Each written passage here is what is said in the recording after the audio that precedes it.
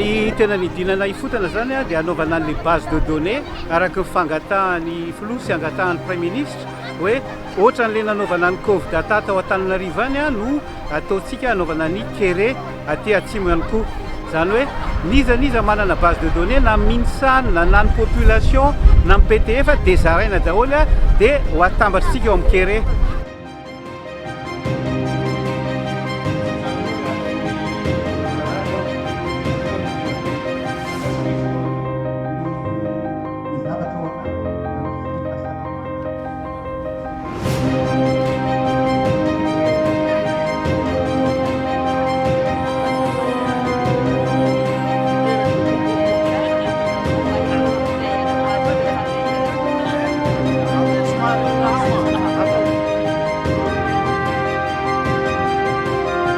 Taorianan'izay dia nidina koa tsika ifotony zany a mijery hoe manahoana tokotrany a ireo cas grave sy ireo cas sévère dia mba nitondra kely zay azo zaraina.